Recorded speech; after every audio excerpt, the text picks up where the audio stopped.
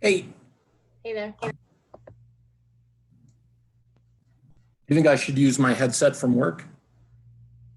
Up to you. I find it that my voice is better in the microphone, and then I hear it in my ears. So I think that's up to you. You sound pretty good, but we can try it and see which one.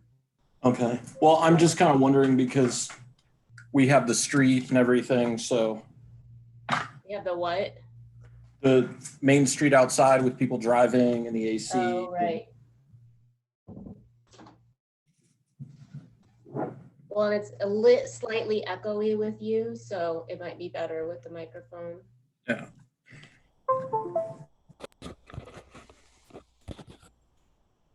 How's that? Yeah, that sounds good. It's a little like tunnely, but it's definitely more focused. Like I can just hear you. Okay. It doesn't appear that there's any outside noises coming in. Hey, Mr. Charles.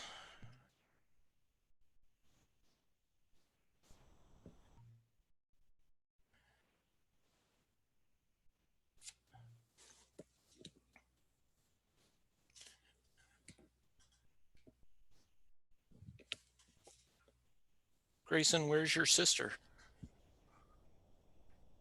Oh, she's totally curled up on the couch. Sleeping.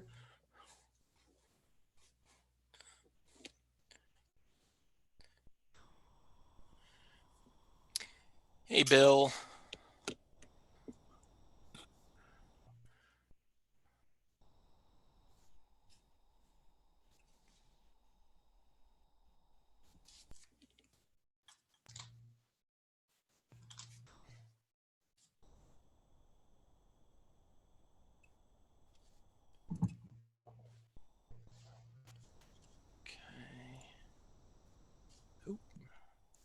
You're muted, Bill.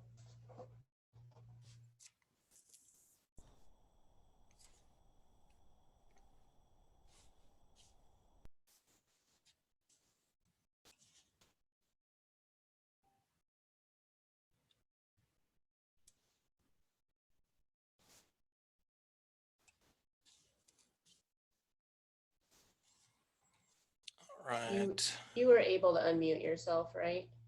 Me? Yeah. Yeah. Okay, that's what I thought. I was like, I saw you come on, I got ready to unmute you, and then I was like, oh, I think you just did it. I mean, that's how it should be, but I think actually Zoom changed the rules. They used to have it that the host could mute, and then they gave the option that you couldn't unmute, but they changed that. And I imagine someone probably had something to say and the host was a jerk and didn't let them unmute. So there's probably some good reason for that. Yeah. So let me see here. Where's the option to screen share? Oh, so I think I need to give you permission for that. So let me look. Oh, it actually gives me an option to make you the host. Oh, now that we're... Yeah, so let me try that. And then I think that should also...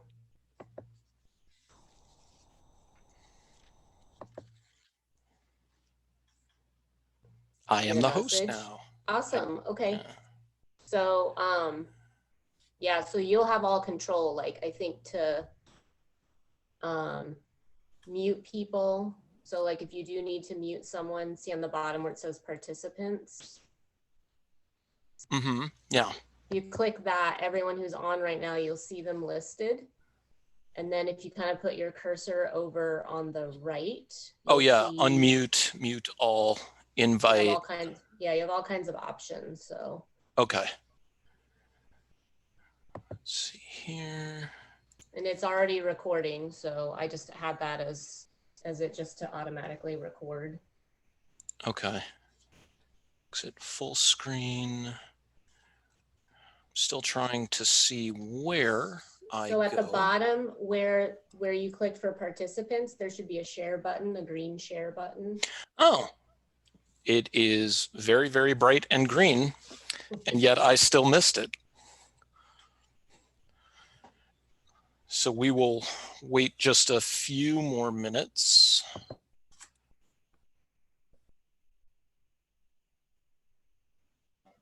Oh, hold on a second. Let's see here. So, Can you hear me now? yes, sir. Okay. Oh, wait, sorry. God, Sure. just get used to it, Bill. I already am. Bill does not like being referred to as sir, so everybody please refer to him as sir. The disrespect I get from this guy. See, I do it as a form of respect, and Bill views it as a form of disrespect. So, hey, Vic.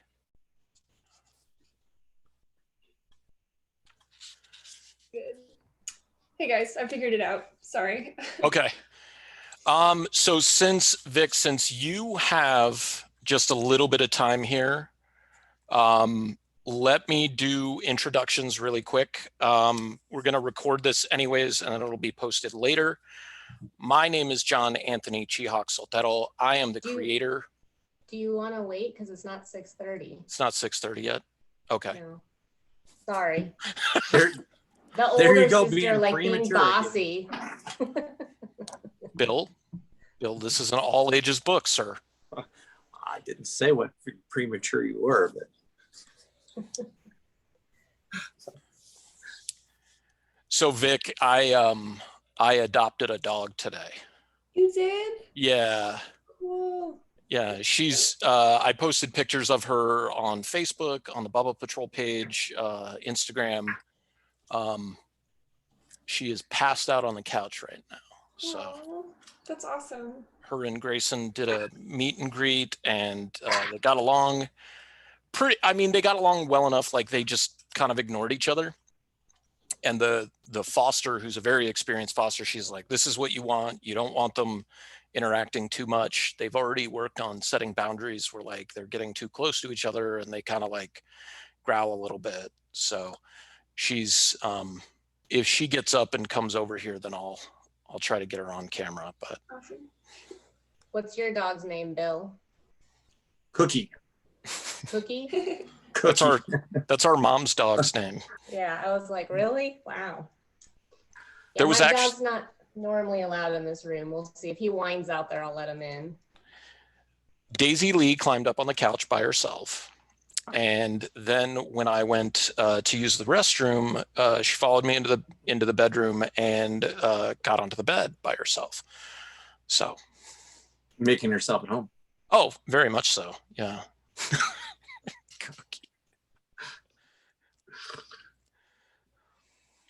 This is our rescue. Super cute. Yeah, he's I've met Cookie. He's very much attention seeking. He's like a little heat seeking missile for attention. So That sounds like for all dogs named Cookie. yeah, but mom's dog is kind of like meh, like she'll take off and not want to be around you unless you have treats or whatever. So Yeah, I just got back from Seattle and it's been like Velcro for the last 2 days. Aw. it Yeah. The situation. the situation. Yeah. Clingy. Well, that's not necessarily a bad thing. All right, we're But almost. You haven't had a dog with separation anxiety, so. Well, Grayson kind of does. Yeah, that's true. Actually, I forgot about that. And then we'll see how she does. So the banner snapped down after I put it up, and she was standing over here, and she just kept standing there like staring, and it makes a really loud noise when it does that. So that's actually a really good sign. Like she didn't freak out or anything. And she actually has a real dog bark, not like Grayson, who has a very, very like tiny dog bark. Okay, it is now officially 6:30. Okay, let me just open the chat really quick. How do I open that to the side? I don't think you can. I think it's going to be, well, oh, let's see. I want to see if I can move it. Yeah, can we like pin it?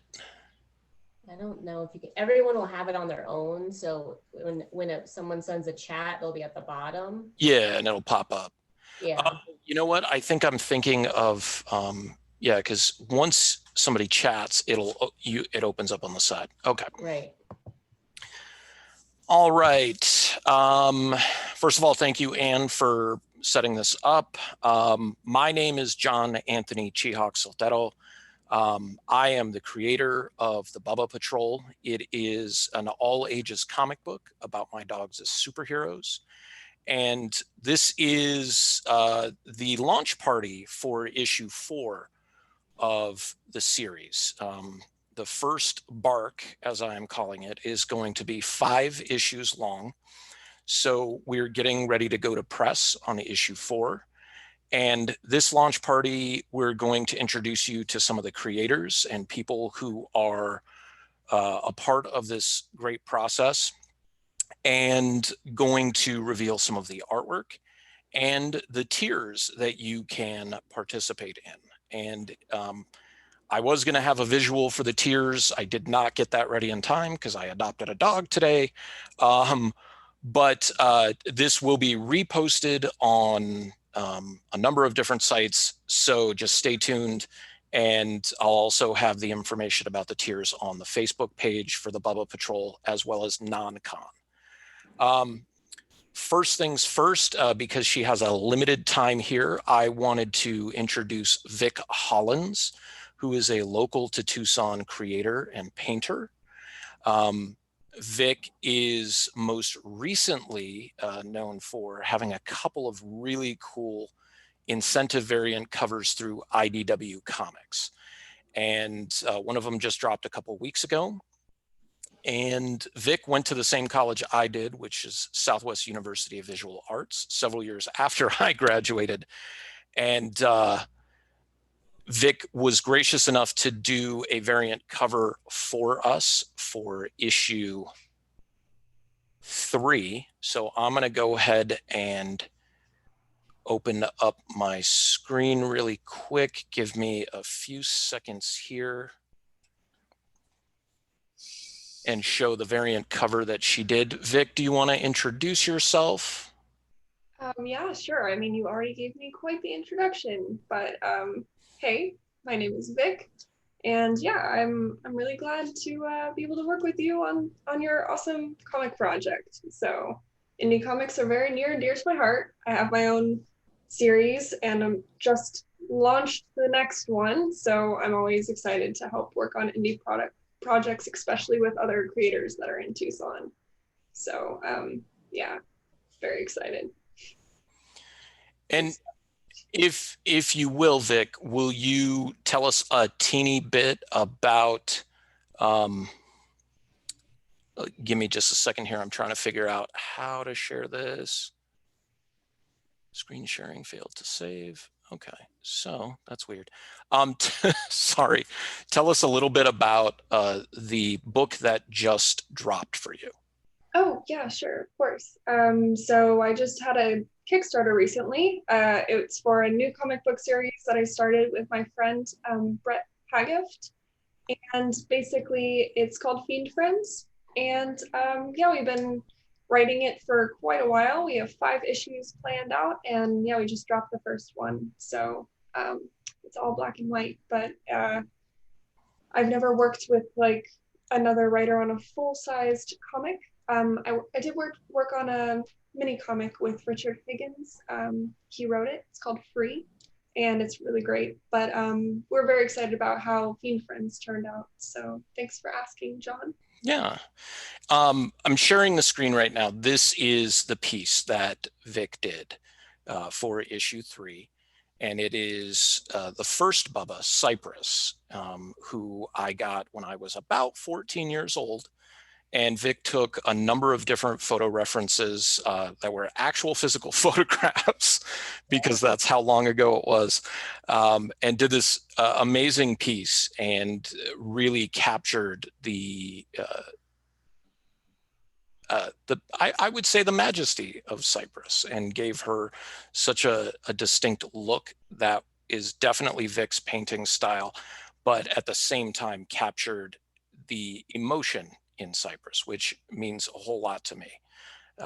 So I want to say thank you, Vic, for producing this piece, which now proudly sits on my ofrenda with a lot of the other memorable artifacts, including a little wooden token that Bill had made of Foley.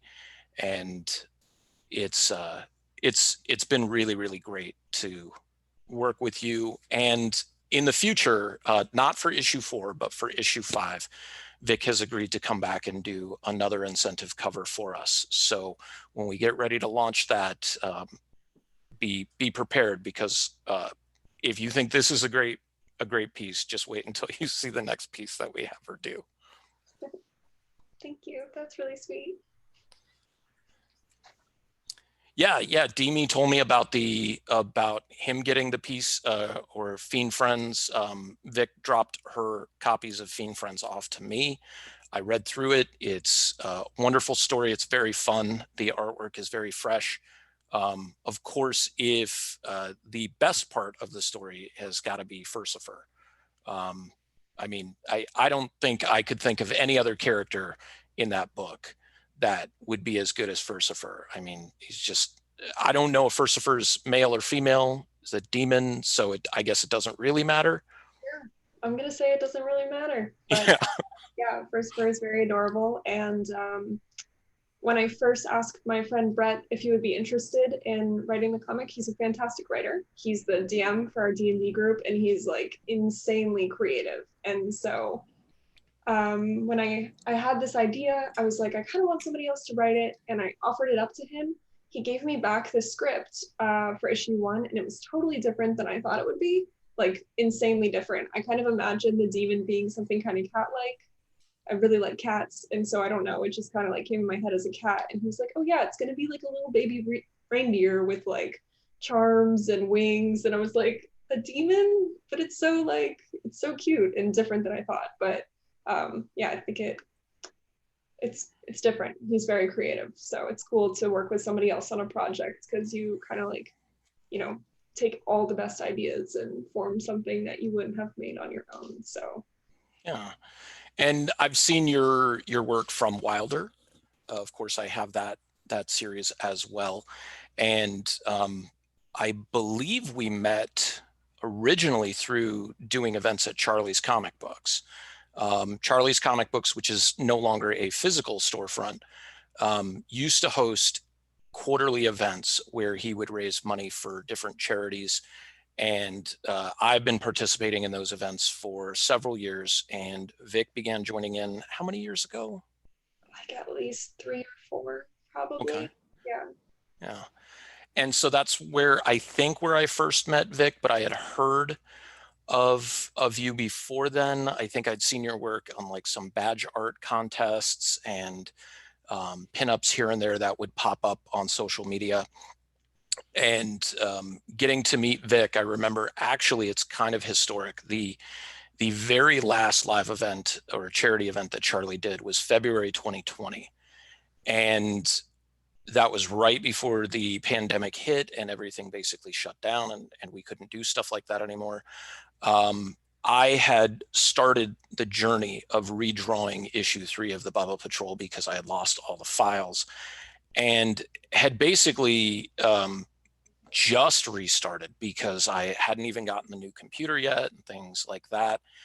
So I was kind of struggling, but as we were packing up and ready to go, I remember asking Vic if she would be interested in drawing a cover for the book, which the initial intention was going to be, this is going to be a piece of artwork that we offer as part of a tier that somebody contributes X number of dollars and they get the artwork. And Vic was like, cool, let's go ahead and do it. I asked her if she would draw or paint a specific character in Cypress. She just asked for references. I provided those, and the funny thing was, is as soon as she started showing me the progress on the piece, I hadn't made it like a public announcement, but I said, hey, I know I said I was going to offer this as a piece in the campaign. There's no way I can give this piece away to anybody. It's just very, very special to me. And, but I talked to her about it because I was just like, well, that's what I said I was going to do. And she said, well, it's your piece. You do what you need to do with it. And it has become a favorite amongst readers of the Bubba Patrol, as well as people who haven't heard of the Bubba Patrol, and I'm introducing them to it, and they really love the painting a lot. I know my mom, every time she sees it, each time she sees it, she's just very, very fascinated by it and points out new details that maybe she didn't see before. So it's been greatly appreciated, and I look forward to having you be a part of issue 5. Yeah, thanks so much for including me on the project. I'm really looking forward to reading the next one. So yeah, this one, so issue 4 and issue 5 were originally one issue. And when I started penciling issue 4, penciling as a, I guess, pejorative in terms of, once I got, it's all digital, it's not traditional art at all. And once I got to a certain page, I was just like, this is a good stopping point, and we can turn this into 2 issues. And so then I had to pad the next issue a little bit, but everything came out really, really well. And we're making a lot of progress on it. Bill has turned in all the colored pages. And one other thing I just wanted to say is, yesterday was Vic's birthday. So if anybody wants to wish Vic a happy birthday in the comments, I'm open for that. But she can only be here for a few minutes because she's actually got a birthday dinner to go to. So. Yeah, going out to dinner with my parents. So yeah, thanks so much for having me though. Yeah, really, really great stuff. And if anybody right now has any questions for Vic before she goes, she's got about 15 minutes left. Please go ahead and ask in the comments. So many birthday wishes. Just thank you guys. That's really sweet.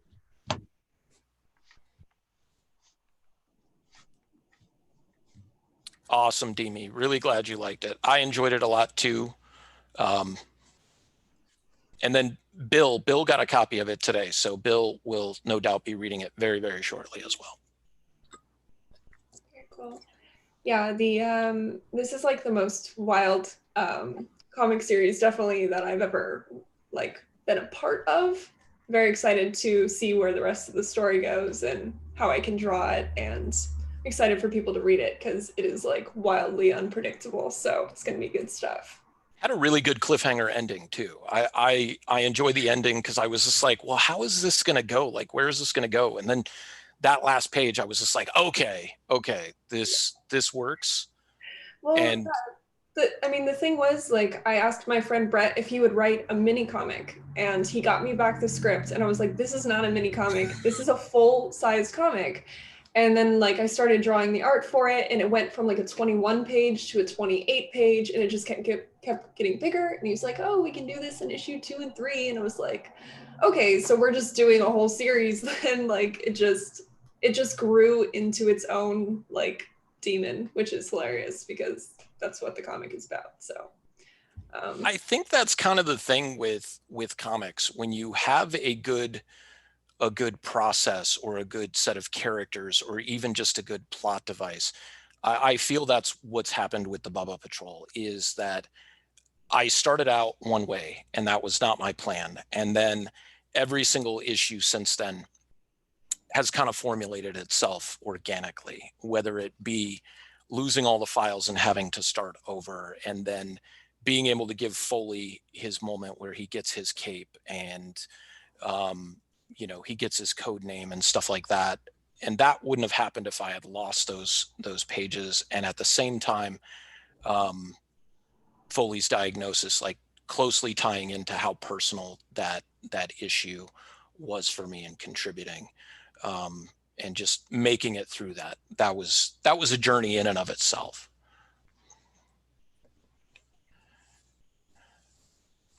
All right, guys. So I'm going to bring in my colorist, the colorist, Mr. Bill Simpson. Bill has worked for Extreme Studios, which puts Bill in a unique category, as both he and I have worked on a project with Rob Liefeld. Bill willingly did it. I had no idea I was going to work with Rob Liefeld, but Bill colored for them in the mid-90s. He's also worked for Top Cow, which is a subsidiary of Image Comics, and he has also colored for Marvel Comics and done some of his own creator-owned books. Bill, welcome to the show. Thanks, John. Glad to be here. Well, glad to have you. So real quick, Bill, how did we meet? Comic Creators Group. Yeah. Over at Harley's. Harley's Yep. Toys and Comics was November of 2018, right? Yes. Yeah. Yep. So Bill was in that group. Bill was probably the most prolific, or had worked professionally in the industry. So he became kind of like the statesman for the group and a leader. And lots of different things happened where people came and left and went with the group, and we've kind of split off to different things. But after losing all those pages at the beginning of 2020 and knowing how much this book meant to me, Bill actually reached out to me and asked how he could help. And he ended up inking about 9 pages on issue 3. Well, what made you want to reach out, like, other than just being a magnanimous human being? Well, there was a lot of things. You know, I think you and I were developing a good friendship. I was there the night that the hard drive exploded on the floor. Oh God! And I had left, and about 15 minutes after I left, you know, Alex shoots me a message saying what had happened, and I just absolutely felt for you because I knew how far along you were. And then when you started, we started talking, and you said that the computer shop was saying it's a forensic level restore, and they wanted, you know, well over $2,000 to potentially get your files back. You know, I just thought, okay, what can I do to help? You know, help him get back on the back up in the saddle. And you know, I don't think it was a motivation that I wanted to do inking or anything. It was just like, you know, just wanting to help. You know, both you and I have a strong love of animals and whatnot. And we talked at length about our pets and whatnot. So I just kind of felt, I don't know, just that's what I do, you know? Yeah. I think one of the things that's what allowed me, for people who might know about the Bubba Patrol prior to this, this is easily the most personal work I've ever done because it involves my dogs. And that was one thing I didn't even think I would ask somebody to do a cover. So I know how much her animals mean to her. So that's why I reached out to Vic, besides just being a phenomenal artist herself. And then knowing how Bill felt about the different animals he's had in his life is why it made it a little bit easier to let these people in to assist me with making these books even better than they are already in my head. So the collaborative process with Bill was really interesting because I would send Bill pages, digital pages that were penciled, and I pencil digitally very, very rough. So it was this big learning curve between me and Bill where he would shoot me a text or like a screenshot and he'd be like, what is this? and I'd have to be like, think about it and then look at it again and go back in and be like, oh, that's what this is. And so it was kind of a different learning division of things, and helped me build my communication skills with somebody. And also Bill delivered really, really well on those pages. He actually inked pages that feature my stepdad, Fred, and one of my good friends, Kaylee, and a couple of other people. But there were certain pages specifically I was just like, no, I got to do these because this is like the Cypress Rescue page. But was really glad to have Bill be a part of it. It made the process a lot easier for me and sped things up quite a bit. And then issue 4 came around, and I finished inking and felt like I could allow somebody to do the colors. And since Bill has a history of doing colors, I believe the actual text message was, hey, Bill, I'm thinking of hiring somebody to do the colors. And his response was, yeah, I know a guy, or I might know a guy. And so I was just like, all right, because I didn't want to ask him outright or put any expectation on him. And then and then the comment was I want you to color some pages. Oh, not all of them. So you're trying to soften the blow. Yeah. So then the communication, I guess, on my part kind of broke down as well, because when sending Bill pages, I sent like the first 5, and then he was like, okay, I'm done with those. And then for whatever reason, I didn't send the second series of 5. I sent like the third series of 5. So I get a text message one day that just says, so how many pages are you coloring? And my response was, well, I guess whatever you don't want to color, I'll color. And Bill just said, do you want me to do the whole book? Like, am I the colorist? And I was just like, if you're cool with that. And he was just like, yeah, no, I'm good with that. I just I want to know, because you didn't send me all the pages. So that's like a very good communication builder for me, and setting expectations and just asking somebody straight out, like, hey, I want to hire you as my colorist to be the colorist for the book. Which Bill has also agreed to be the colorist for issue 5. So one of the things that we wanted to do was reveal some of the artwork to you. But first, what I want to do is I want to show you guys the cover for issue. This is going to be the main cover for issue 4. And this is something that I've teased a couple of times. I know Demi has been trying to figure it out, because I did that swipe video. It was like 2 seconds long. And so this has a rough color palette on it, but we are going to continue and get this done. I believe we're going to get tones and effects and stuff on it. So here we go. So this is the cover in progress for issue 4. It's an homage to Avengers number 4, of course, with Agnew playing the role of Captain America. Foley is playing the role of Thor. We have Sabu as Captain Teacup, or Sabu's playing the role of Iron Man.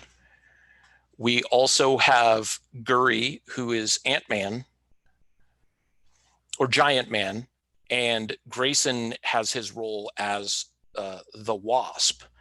And then up in the box is Cypress, who has the image of Namor the Submariner. And so I'm going to zoom in here.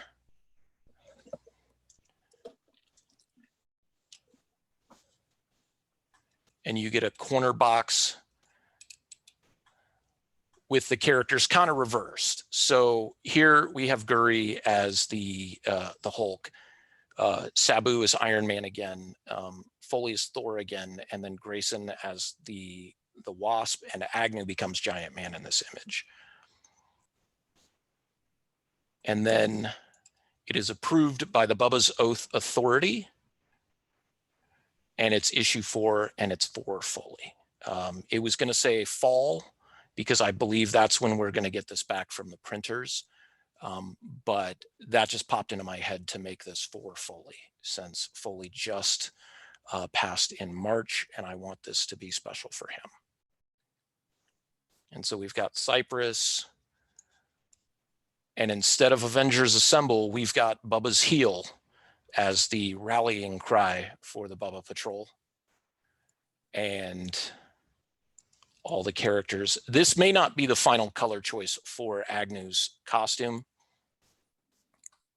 And of course, when you do an homage piece, you have to give credit to the original. And I figured if you're gonna go and do an homage, you might as well pay tribute to the king in Jack Kirby. So Bill, would you like me to go ahead and show your cover? Yeah, please do. Okay, so actually, did you send that to me yet by email? Because I'm doing this on my computer. I did not email it. I can right now.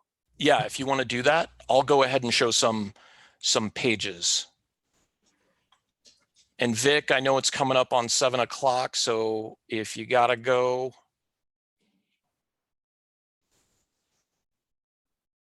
You're muted. Thank you. Oh my gosh, such a space case. Thank you guys so much for having me on the call. I hope you have a lot of fun, and I'm just gonna go eat my body weight in pasta. So thanks again. Have fun, guys. Thank you for joining us, Vic. Of course. Bye-bye. So this is actually issue page 2 of the series. We don't want to give away everything to you. And Cypress and Grayson are both asleep in what we're calling the dog, the DAWG. And an alert comes up on the computer. Cypress makes her way to the computer and sees everything going on. And then because we have tropes that we believe in here at the Bubba Patrol, we start the story with Agnew asleep underneath the coffee table. Agnew sleeps in pretty much every issue of the Bubba Patrol, with the exception of the Bubba Files, because that is actually part of issue number 2, just told from a different perspective. And so we get a couple of things, because Apex City is actually a conglomeration of San Francisco and Tucson. You've got some E.G.'s fries right here, a comic book on the table, the little earpiece, and then of course all the Bubbas who reside in the apartment, Foley, Guri, and Sabu, asleep on the couch with Agnew. And That's been sent, John. It's been sent? Okay. Yep. I'm going to go ahead and stop sharing. So Bill, if you want to talk a little bit about the process of coloring this issue. The interior pages? Yes, sir. Okay.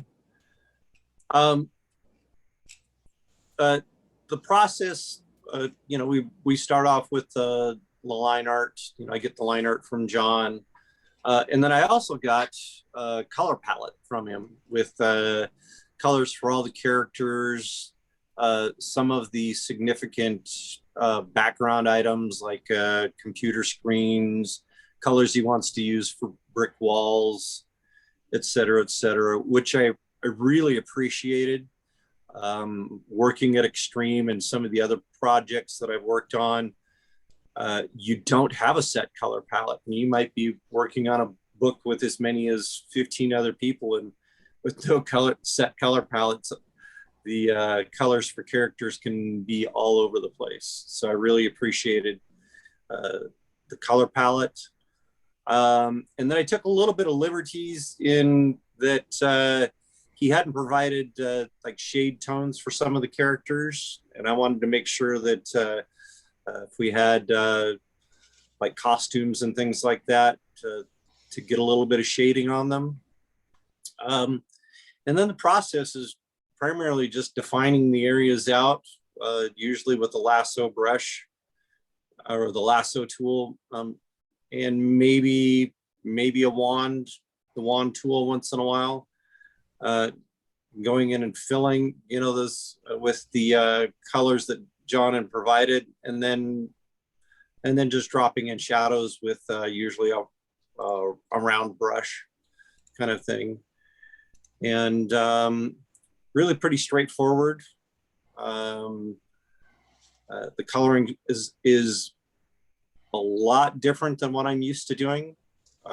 John's going to show you a piece that kind of shows what I usually do, but this was so much fun. It was really relaxing. And I've really have had a great time working with John on this. And so hence I wasn't sure I'm not sure at this point if I asked you my color in the next issue or if you asked me. There was no hesitation. Yeah. I was going to say, I think you might have asked if I wanted you to. And my response was, I would love you to, but only if you want to do it. So we're going to do the process for next issue a little bit different, because with issue 4, I had finished all of the lines first and then basically just dumped 26 pages on Bill to color. And so the pencils for issue 5 are not completely done yet, but once they are, and I do the inks, I'll be doing them 1 and 2 pages at a time and sending them that way so as to not overwhelm Bill. So because this issue was very special with Foley just passing away, and wanting this to be something that had a special cover for Foley, I asked Bill, do you want to do the main cover? Do you want to do the special cover? And when I brought up something special for Foley, Bill immediately began thinking through some of his favorite covers. Do you want to go over that while I show this piece off, sir? Sure. Originally, John had just said, I want you to do the variant cover. And immediately I started thinking of group poses. And then when I went over one day, he says, he wanted it to be a tribute to Foley and just wanted to be just him on the cover. And I drew a blank. And until I got home and I just started thinking about, okay, what are some of the comics that I enjoyed with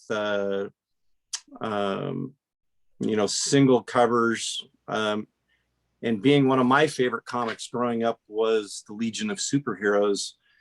I kind of had this, immediately I went to the only single character cover that I could think of, which was an Adam Hughes, and it's Supergirl sitting on top of the meteorite as it's re-entering Earth's atmosphere. And I said, that's what we're going to do, and then I did a sketch and sent it off to John, and immediately he knew what it was. He knew what the homage was. So yeah, I recognized it immediately, and I was just like, oh my God, if you can pull this off. And believe it or not, guys, this morning, probably around 10 or 11 o'clock, Bill shows up to use my scanner to scan the 11x17 art piece, the inks. And so all this coloring, all this detail, all these effects were done between then and now. So we're talking like 5 or 6 hours, because he sent me the completed piece just a couple of hours ago. And I am so wowed by how this turned out. It looks amazing. I know people are going to get it right away. And this is the special, I'm calling it the Foley Forever cover. This is going to be a very, very minimum print run for this cover specifically. So once they are snatched up, they are going to be gone. We're not going to do reprints of them or anything like that. So that's going to be the big telling point. So Bill, what's the difference between the colors you did for the interior and this piece, this cover piece?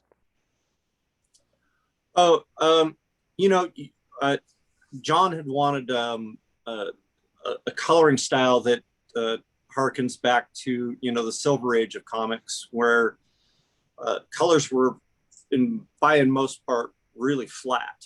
You didn't have too much gradation of tones. And back then you only had 16 colors. And this is, we've got millions of colors we can use.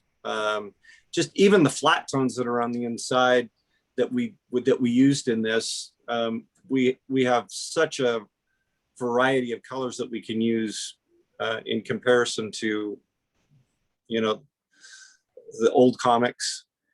And then when I do my own coloring, I'm using a lot of airbrush tools. This was actually colored by most part on my iPad in Procreate. I did do the gradient background on my PC in Clip Studio, which I believe John also uses. It's a great alternative to Photoshop, quite a bit less expensive, and it's made with comics in mind completely. Yeah, it is just a great program.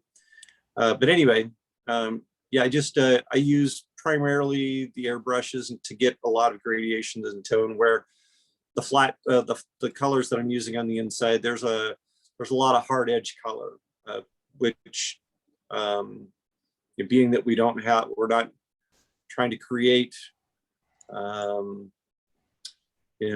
all these gradients and everything. It does harken back to, the Silver Age comics. So one of the things that really wowed me, that really exceeded my expectations in what Bill turned in, was the first 3 issues and the Bubba files were just a flat color. Some people might call it cell shading, which is from 2D animation, but cell shading traditionally has one tone on it to give you a little bit of dimension. I had avoided doing that for myself because it's somewhat time consuming, and the matching on it can be a little bit difficult at times, but mostly because of the time frame. So when Bill produced these pages, as you can see, this is the getting into costume sequence.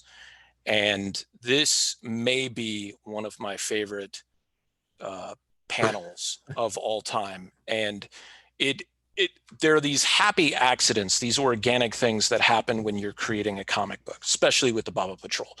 My initial design for Guri in this was that her mouth was open, and so it should have been like a inside the mouth color. When Bill turned this in and I saw it, I was just like, wait a minute, that looks so much better than what I thought or what I was hoping for, because she has this weird kind of toothy grin.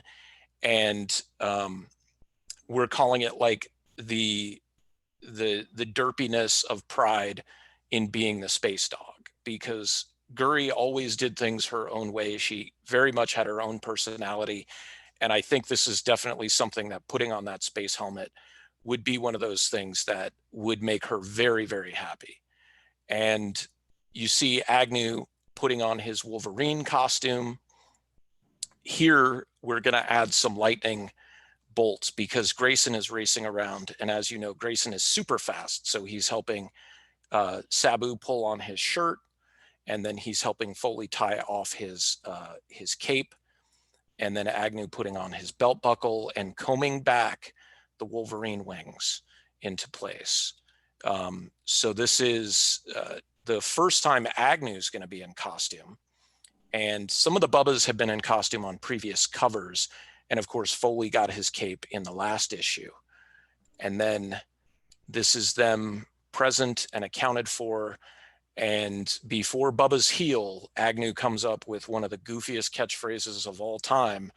But you will have to wait to read issue 4 to find out what it is. My sister will know what it is when she reads it. It's a tribute to our mom, who used to say this all the time. And it's kind of a call sign for all of us as well. I'm going to show you right now, this is the retailer incentive cover. So this is artwork that I did and just flatted out this morning. And flats, of course, you're just seeing just the base colors. It doesn't have a lot of dimension yet, but I wanted to have this ready, especially before the adoption, running through.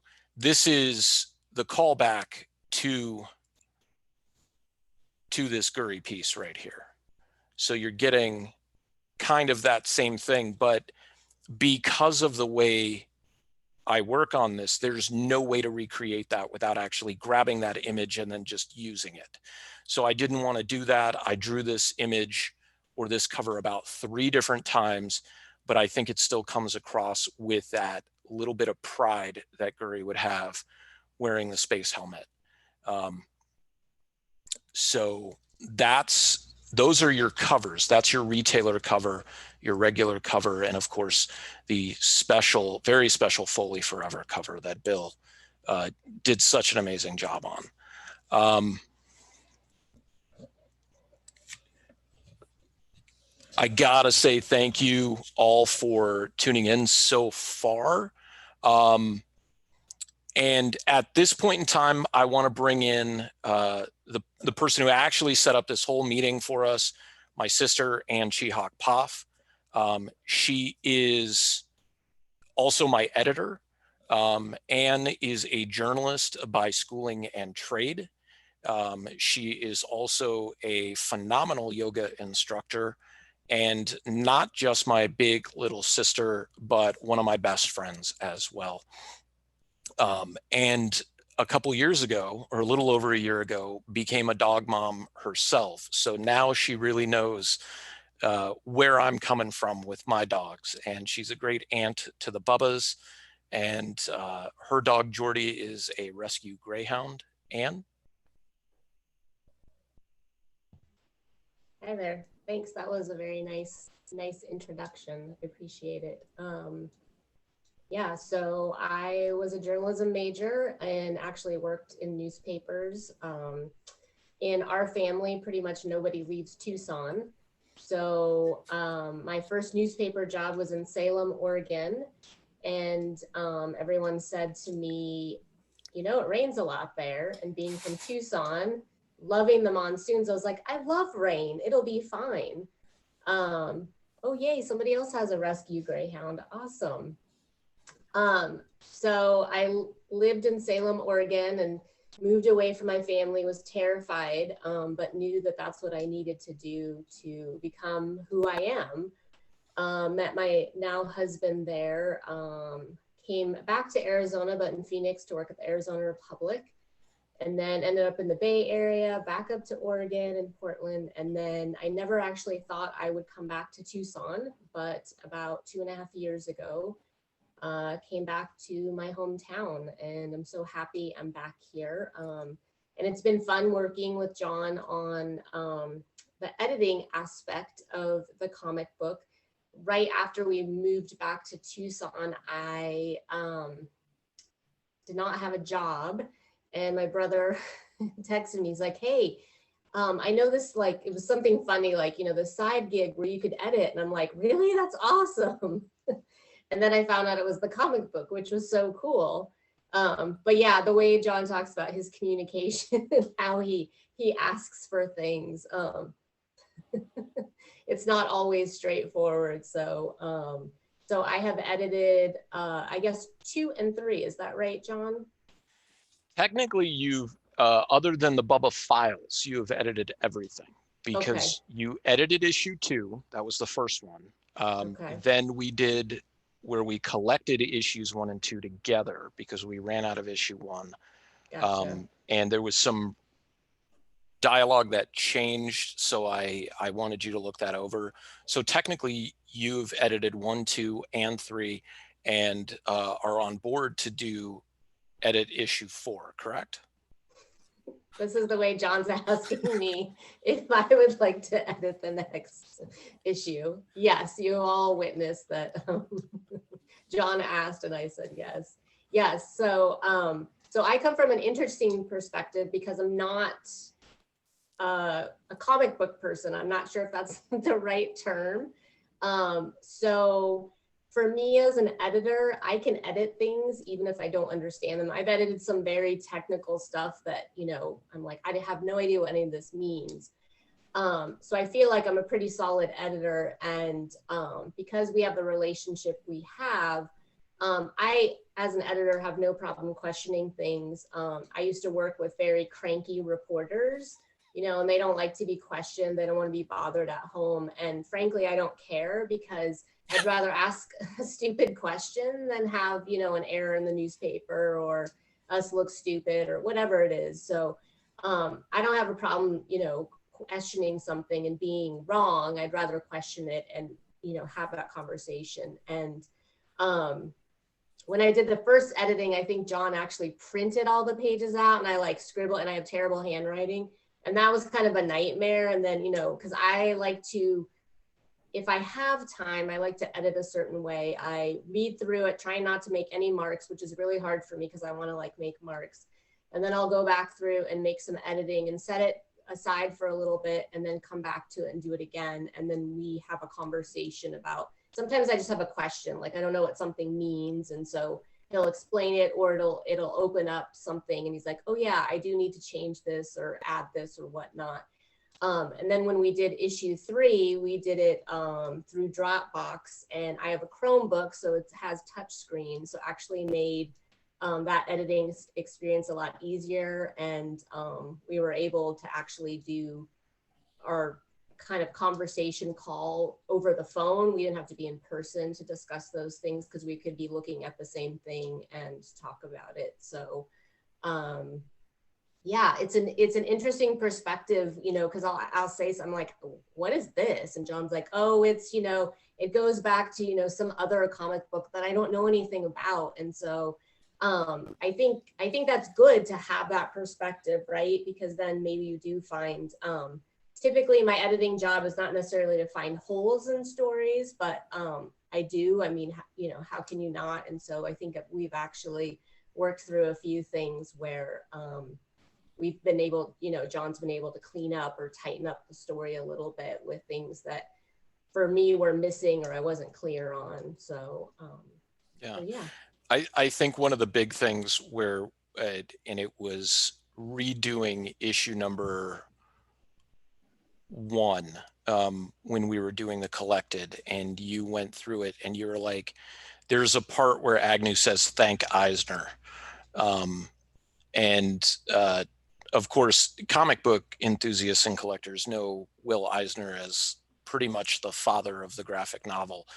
And Anne was just like, what does thank Eisner mean? And I was just like, oh, it's kind of like thank God, but we don't want to say thank God. Like, we want to make a comic book reference in comic book. And she's like, do people understand what that means? And I was just like, I don't know, maybe. So I think some people got it. Some people might have just been like, oh, does Eisner own the coffee shop where the person's working? Because Agnew's saying, thank Eisner, this one person is working mornings so he could get his coffee. And then again, it was a callback in issue 3 when Cypress makes her way into the flame, or the warehouse that's on fire, to rescue Nash and Agnew. And when Agnew can hear Cypress coming to them, he says, thank Eisner again. And so I think by that time, Anne was like, all right, I mean, like, I think he knows what he's doing here. I'm not gonna ask him what that means anymore. So Anne's process for editing, at least the way I learned it, she does ask a lot of like probing questions, which is really good for me, because since the process is so organic for me in creating this, sometimes I don't think twice about what I'm writing, what I'm creating, what the dialogue is, what the character is doing.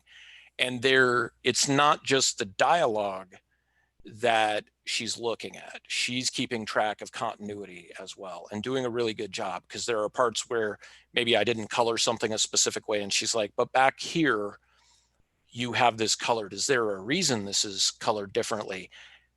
9 times out of 10, it's just a mistake. Like there's not a reason why it's miscolored other than, you know, I was tired while I was doing it. What part of working on the Bubba Patrol have you enjoyed most, Ann? Well, I think it's just, for me, it's like an interesting perspective. Like it's something that I don't have a lot of familiarity with. So there's that kind of learning some of those, you know, things that we've talked about. And then just how much you and I have changed as siblings, transitioning more to friends. And a lot of that's just with me moving back to Tucson, you know, so these past 2.5 years, and that we can have, you know, used to be just like a civil relationship some of the time. And it's just very different.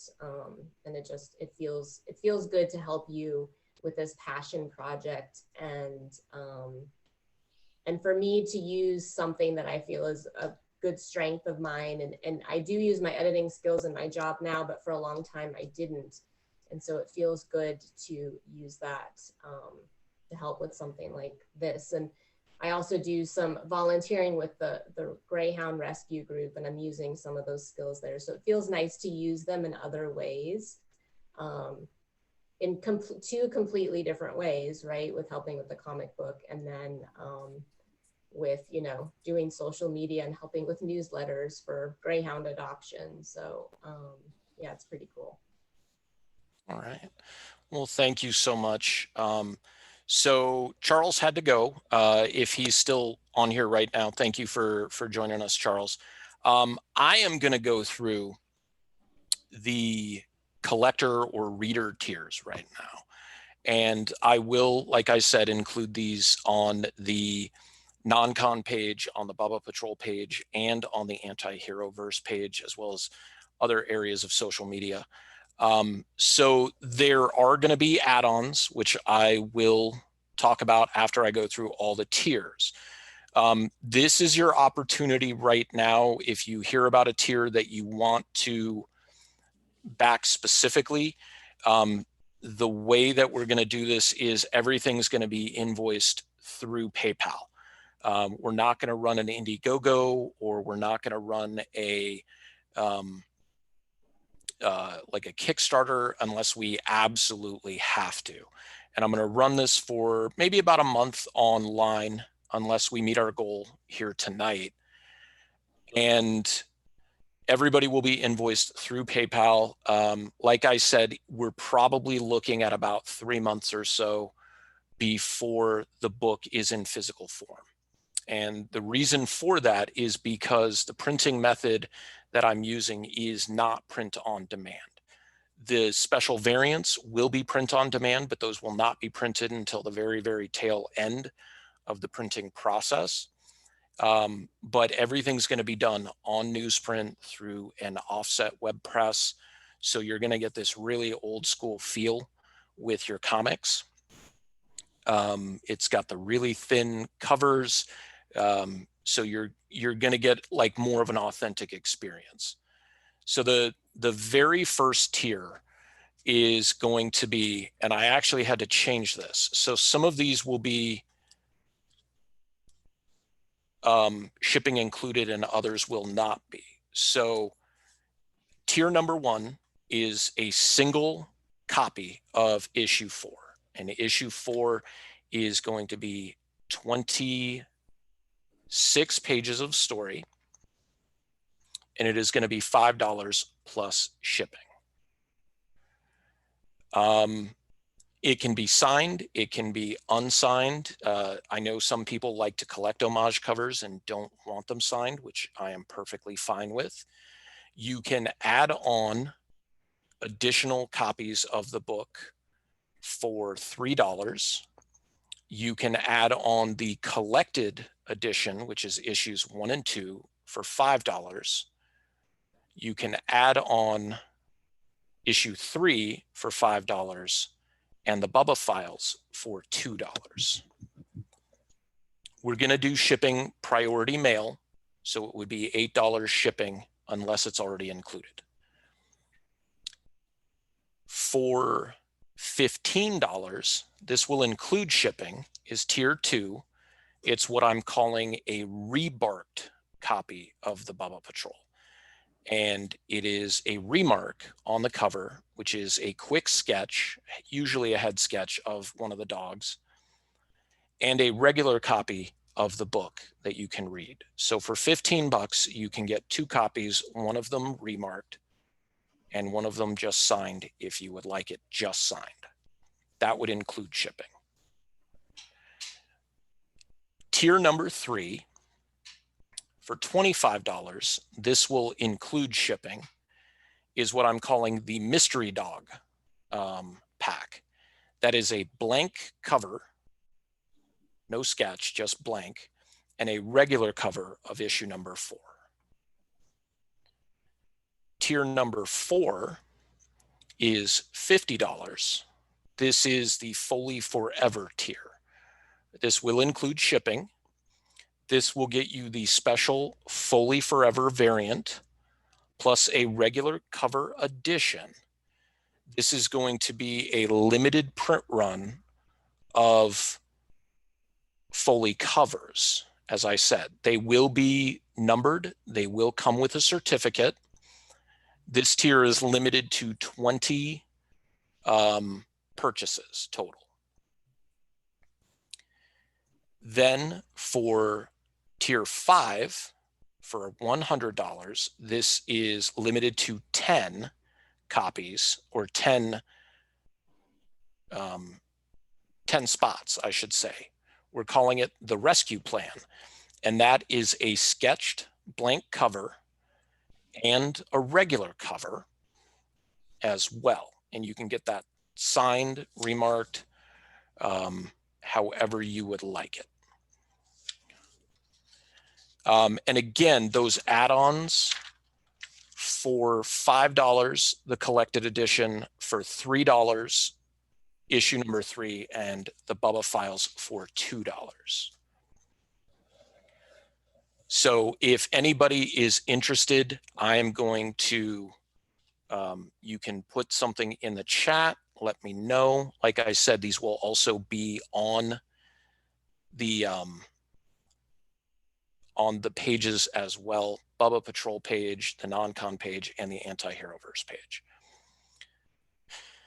So I'm also offering retailer tiers, and these are going to be for retailers, people who have online shows, brick and mortar stores, and would like to support the cause. Tier number 1 for retailers is $15, shipping included, is a 5-pack of issue number 4. And that's going to be the regular Avengers homage cover,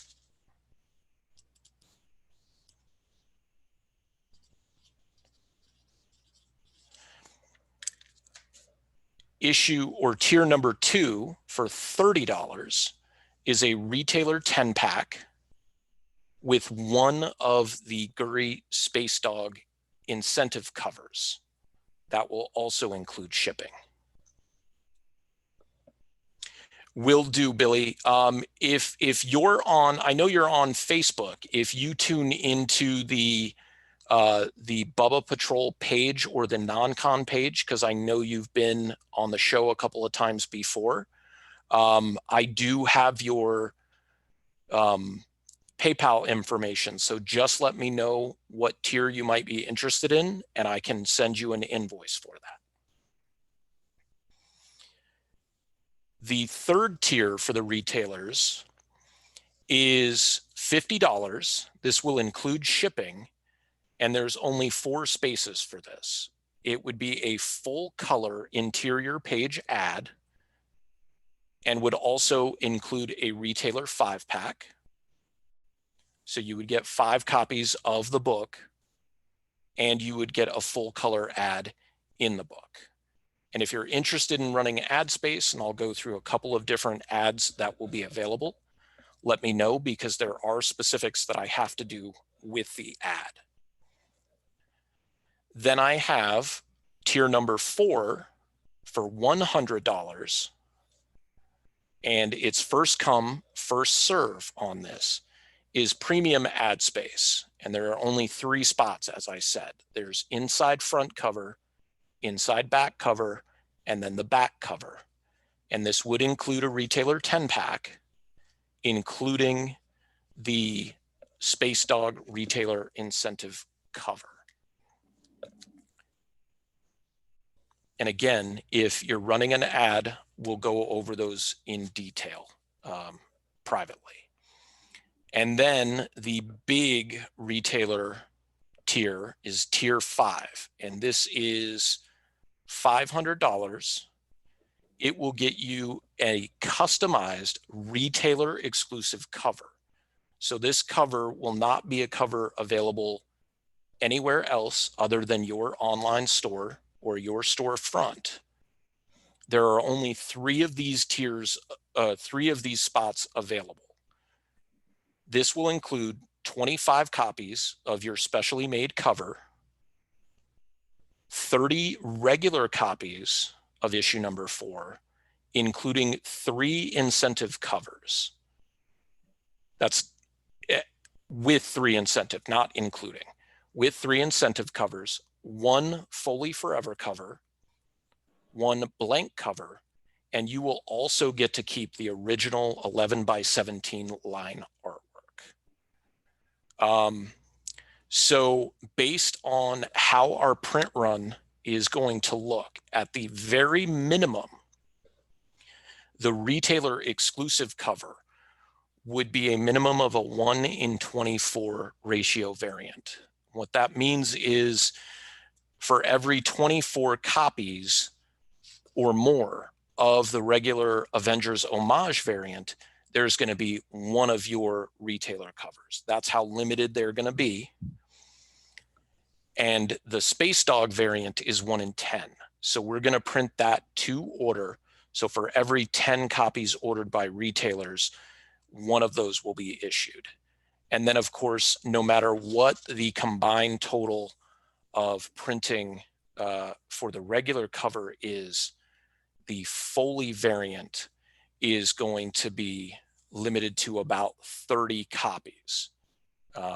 30 copies total. They will be numbered and they will come with matching certificates so that you are able to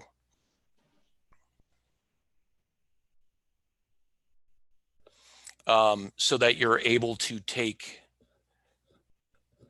match the certificate up with the actual limited book that you get. And for retailers, add-ons are going to be $5 for a set of the Bubba Patrol. So that would include the collected edition, issue 3, and the Bubba files. So you're going to be able to add on copies for a low cost because we know retailers need to be able to make a profit with what they're doing. And we also just appreciate retailers being able to support the cause here. Batty, not a problem. Do appreciate you being here, so thank you very much.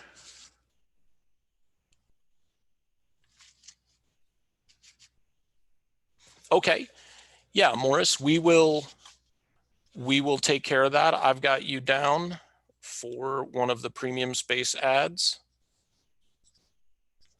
Thank you. All right, guys. So because we're, I was just going through tier 3. Okay, give me a second here.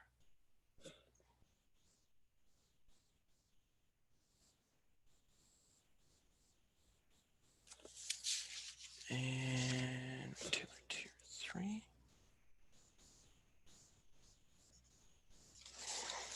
So because we're a little bit ahead of schedule here, if everybody or anybody wants to ask questions, you can go ahead and unmute yourself and let us know what questions you have. Or if you just want to type it into the chat, you want to type it to me directly, I'm more than willing to answer any questions.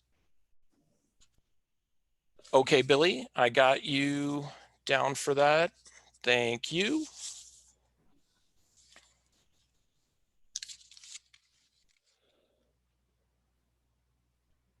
Yes, Morris, I have you down for tier 4. Okay, tier 2 and 4.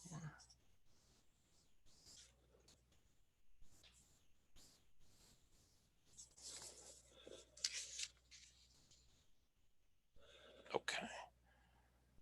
Okay, so we've got a couple of different people picking up tiers. I am also thinking of offering a bonus regular reward tier for regular readers as well. That would include pretty much everything. Yeah, Demi, not a problem. Go ahead and message me later. Like I said, unless like all these get snatched up right now, which we don't have that many people on, I can mix and match certain things for you. That's not a problem at all.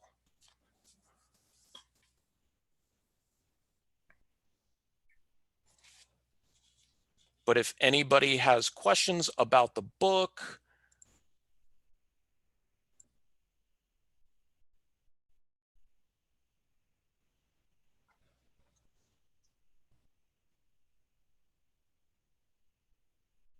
okay.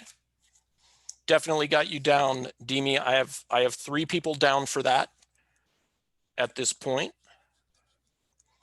That Foley Forever cover is beautiful and super cute at the same time. So I'm very, very excited that people are jumping on that as well. And we'll make a little special Foley Forever certificate that will go along with that. Also, just to let you know, I've been working on wanting to make a certificate of authenticity for the sketch covers so that you know that what you're getting is 100. Give me just a second, Billy. So the certificate of authenticity is just going to let you know that whatever sketch cover or whatever you're purchasing from us that has an original piece of artwork on it or super limited is 100% authentic. And it actually just arrived at my mom's house today. We had a special stamp made so that all of the certificates, when we print them out, are going to have a stamp stamped on it with Agnew telling you that it is 100% authentic. So that's how you're going to know that it's matched up. So Billy, the Foley Forever tier, let me show you the cover for it again.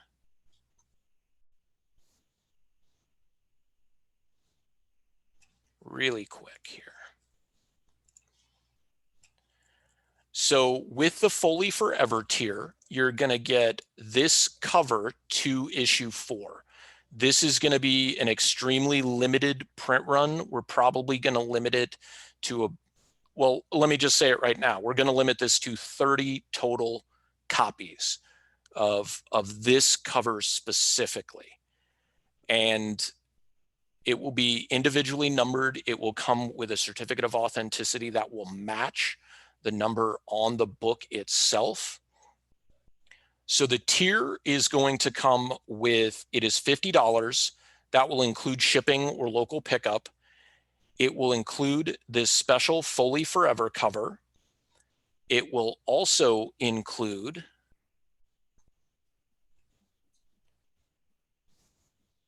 the regular cover, this cover of issue number 4. And it is going to be, this tier specifically is limited to 20 spots. So we've already got 3 people who've claimed on it. And there may be some additional things added to the tiers depending on where we go or how we get with our funding. If we exceed our funding, then of course those stretch goals will be added things like stickers and buttons and other fun stuff as well. Just to let you know that the artwork on this cover, on the main or A cover, is not finalized. There are some details and colors that may change, but we wanted to have something to present to you to give you the idea of what was going to go on with the main cover. And then, of course, this is your amazing Foley Forever homage that is part of tier number 4.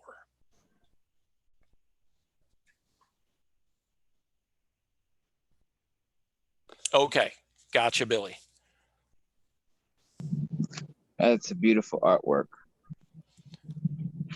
Well, Bill did an amazing job, Billy, and he's when he showed me, it was a very, very rough sketch. It was just like a really rough outline, and knowing that cover and seeing what Bill put into it, especially in such a short time, just knocked it out of the park. I mean, that ball is still flying right now. Like, that's the asteroid Foley is riding right now. It's the ball that Bill hit out of the park. Does anybody have any questions? Anything you wanted to say? Anybody who's watching wants to add anything? If you've read the Bubba Patrol previously, thoughts, or how are you feeling about what's going to happen with issue 4?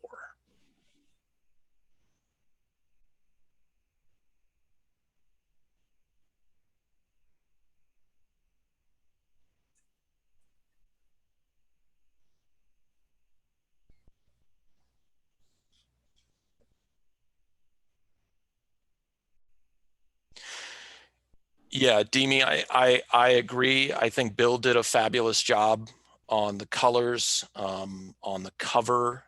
I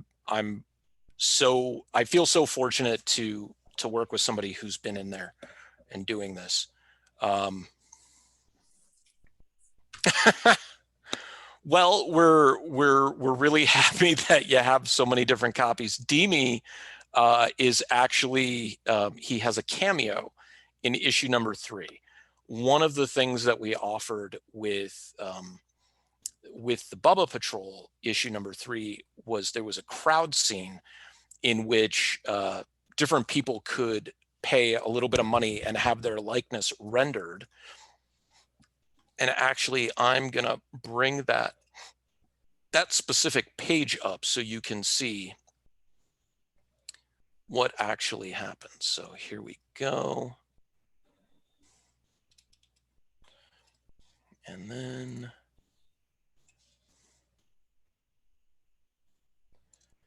it was a lot of fun because individuals got to be a part of things.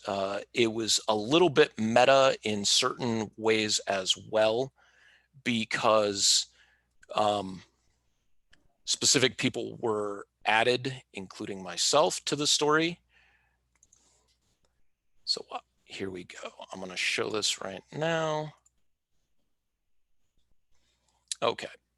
So this is the crowd scene that included almost exclusively cameos. So we have different people who backed at different levels, including my friends Andrea and her husband Johnny, Ronnie from Harley's Toys and Comics, Ralph Chiarello, who's a collector here in Tucson.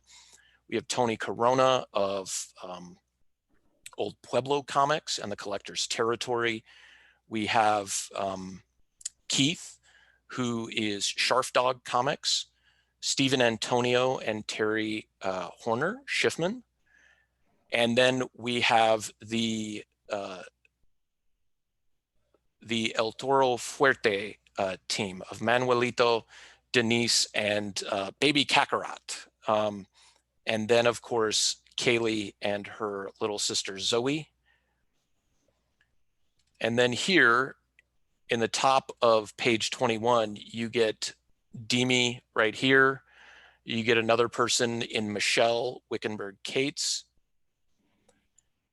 And then that's me right there in the same scene that the character that's based on me is sitting in. and my best friend from high school, Demetrius, as well. So it was a lot of fun to be able to have that as an option. Thank you so much, Richard.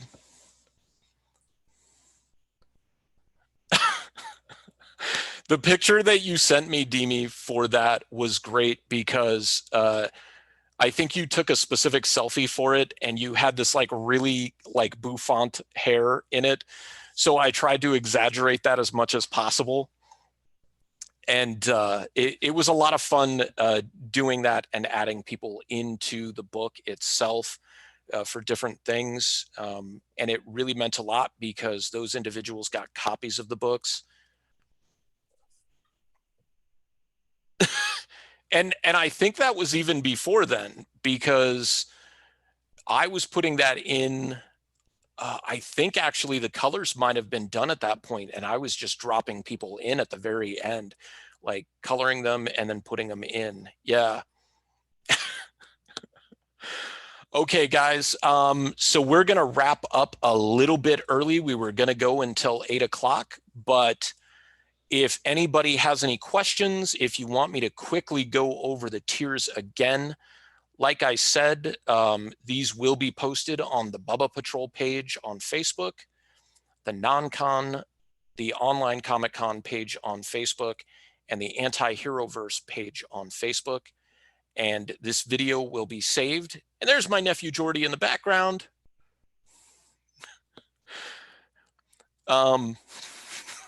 He recognized his name. And the video will be saved, and we'll probably be putting it up on YouTube and then linking it to those pages as well if you want to rewatch. I want to thank everybody for tuning in and just give you a few seconds if you have any questions, comments. If I believe everybody who has backed something currently, I have your PayPal information. So look for a PayPal email or invoice to come to you with this next business week. Sounds good, Demi. Ann, any closing notes, closing thoughts?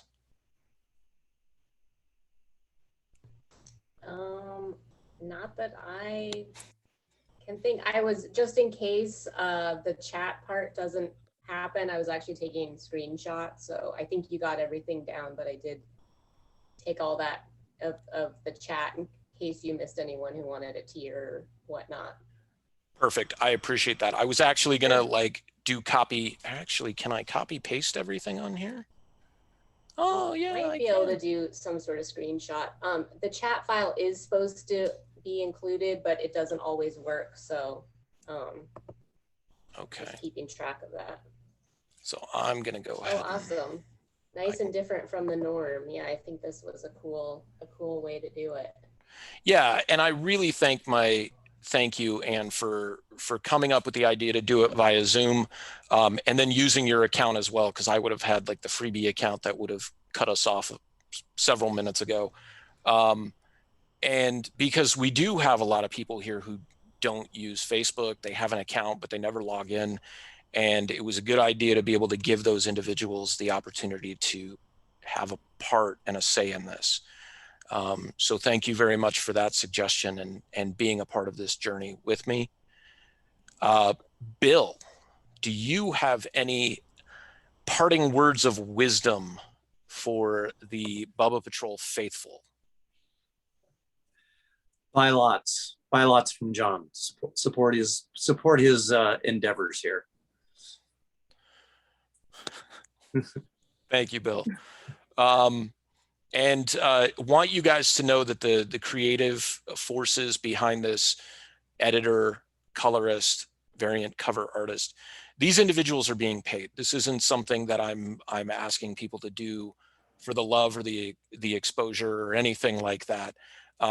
I hope they do it because they love it and they want to do it, but I hope they know that they're going to be paid and that they have been paid, some of them already. So that's one of the reasons why we do crowdfunding, is because not only do we have to make the physical book, but we want to make sure that the people who are contributing to that book are compensated for their work. Most of them are working at scale. In the movie industry, it would be considered working for scale, not your full price, because this is an independent process, but the work they are turning out is full scale without question. So I thank everybody for tuning in. My newest dog, Daisy Lee, is passed out on the couch. She's a couch potato. So you can see her on Instagram. You can see her on Facebook. She'll be all over the place. And Grayson is actually passed out as well. So I was going to bring him on screen, but he is worn out. He had a big day meeting his new little big sister. So I thank you all for tuning in once again. We appreciate your support on this journey to issues 4 and 5. And we will keep you all updated on social media on the progress. Thank you. Thanks, John. Thank you.